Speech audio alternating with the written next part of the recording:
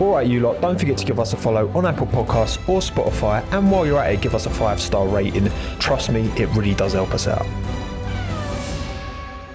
Yeah, because how did that that transition when you were working for Daniel Kvyat and then going to work with Max Verstappen, like how did that come about? Because that move from, at least from an outside point of view and looking from Daniel's kind of interviews that he did, I mean, I remember he did a pre-race chat and he was like sat next to Pierre Gasly, not Pierre Gasly, sat next to Max Verstappen. It was quite awkward. Yeah, they'd swapped kits between the race weekend before. Yeah, basically. Like, did you know that was coming and did that come out of nowhere? No, so that story is super interesting. So we finish the Russian Grand Prix. Danny has a terrible start, has a collision with Seb, and then Seb checks up through the fast left-hander, the 180-degree corner around all the flagpoles, and hits Seb. Seb blamed him, but that was a whole drama. Never mind what happened. The torpedo drama. Yeah, exactly. Yeah, So off the back of the other exactly as well. But interestingly, like in China, Danny just come off of a podium, so he was doing well. Had a really tough weekend in Sochi. I show up in the office on Monday, so we fly back from Sochi Sunday night. I'm back in the office Monday morning, first thing. My boss is like, "Hey, you and GP got a second?" I was like, "Yeah, sure." We go in the meeting room, and he's like, "You've got a new driver. He'll be here tomorrow. Simulator session has been planned to introduce you guys to him and start working with him."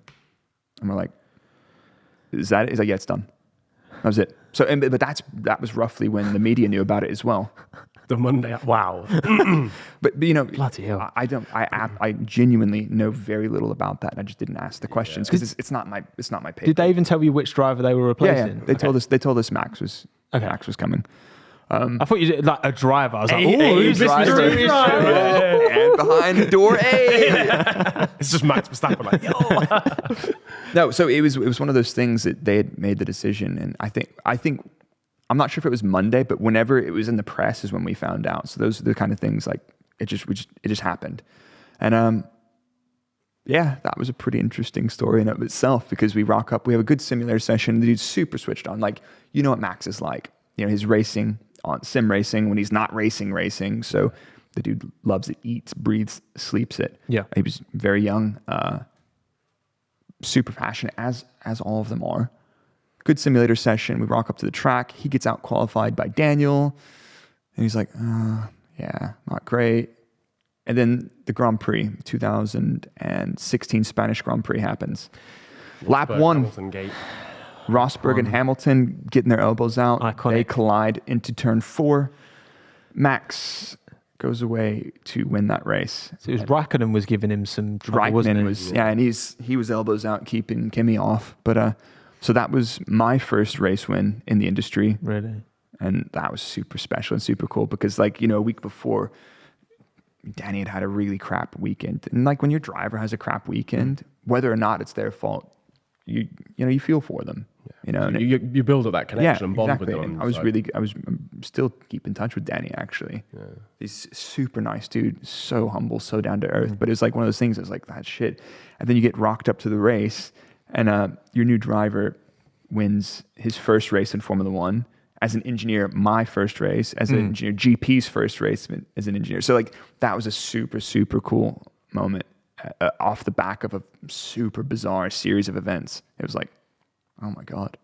And how does your experience in that, because obviously you've seen the highs and I'm sure there've been plenty of lows as well. Yeah.